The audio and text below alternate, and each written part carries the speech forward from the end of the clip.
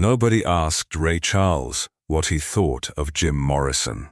That was the kind of question journalists in 1969 did not think to ask. Two men from entirely different worlds, different genres, different generations in spirit, if not always in years. One was a blind piano genius who had rebuilt American soul music from the inside out. The other was a leather-clad poet from Los Angeles who treated the concert stage like a confessional booth. Nobody expected their worlds to touch. But they did. Once. In a corridor that smelled of cigarette smoke and spilled coffee. Somewhere in the back half of a Los Angeles recording complex in the late summer of 1969.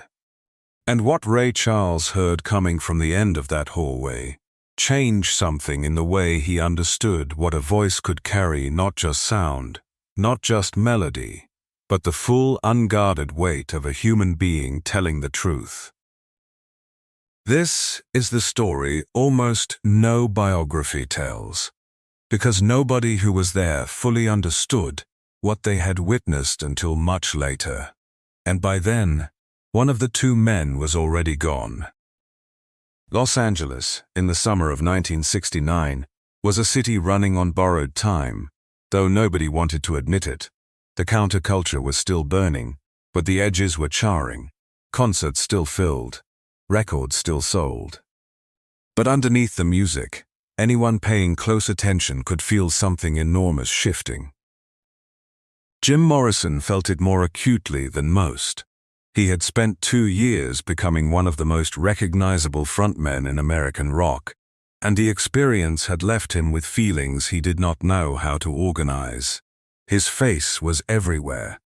His voice had become a cultural shorthand for something dark and untamed. And yet the more visible he became, the more he retreated into something internal, something the stage lights could not reach. He had been filling notebooks for years. Lines never intended for an audience.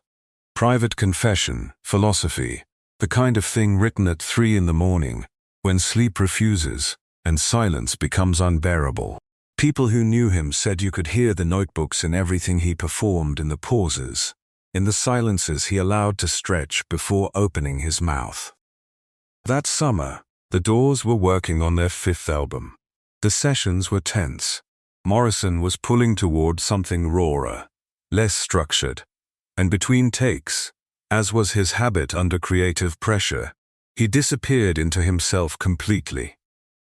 This is what he was doing the evening Ray Charles happened to be in the same building. Ray Charles had been booked for an unrelated session in an adjacent studio of the same Los Angeles complex, a facility that during that era hosted nearly everyone who mattered in American music. He arrived through the back entrance and was moving toward his studio when he heard something coming from a corridor to his left. A voice, not performing in any way that followed the conventions of a stage. Lower than that. Quieter, more inward, the sound a person makes when they believe they are entirely alone. Ray Charles, whose sensitivity to sound had been sharpened by a lifetime of necessity, stopped walking. The voice was working through something unfinished, not a Doors song, not anything with a named structure. It moved between spoken words and something almost melodic, circling back, dropping to near silence, and rising without warning. Rough in the way unfinished things are rough. And extraordinary.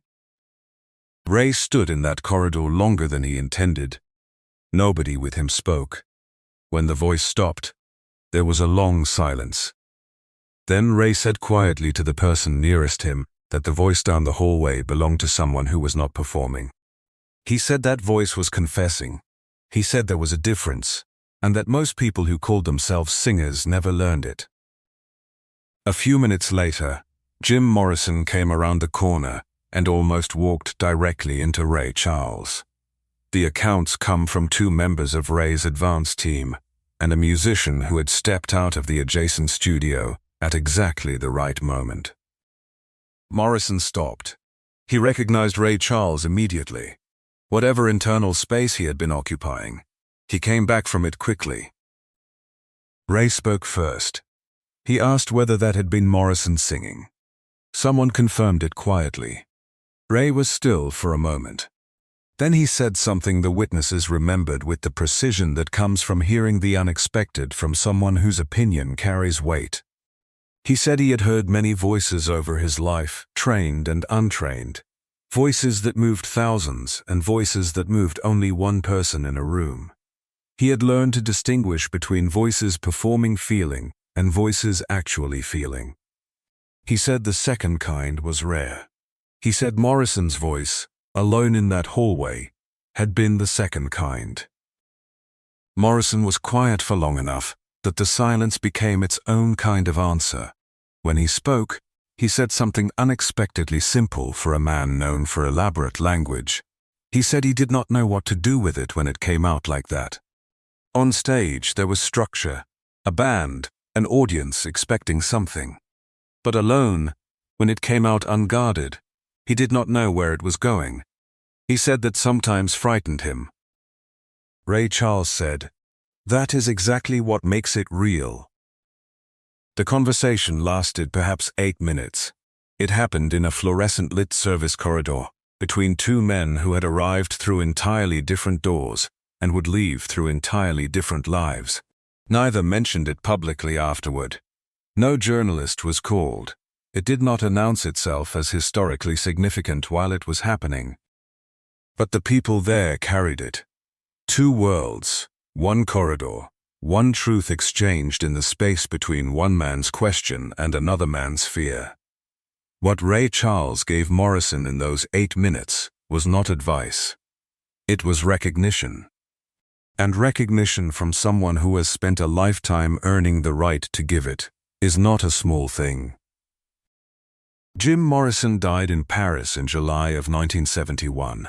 He was 27 years old. Ray Charles outlived him by more than 30 years. People who knew Ray in his later years said he occasionally returned to that memory, not as a story, more as a reference point. He would say, when talking about what he listened for in a young singer, that the thing he always hoped to hear was the difference between someone performing feeling and someone actually feeling. He would say it was rare. And when he heard it, he always remembered a hallway in Los Angeles, a young man singing to no one, or to everyone, with no idea which. The hallway is gone now, renovated, replaced, erased by time.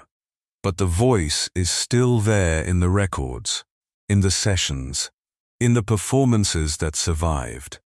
And if you know what to listen for, not the performance but the confession underneath, the sound of someone who does not know where the music is going but refuses to stop following it, you can hear exactly what Ray Charles heard at the end of that corridor. He wasn't performing, he was confessing, and Ray Charles heard every word.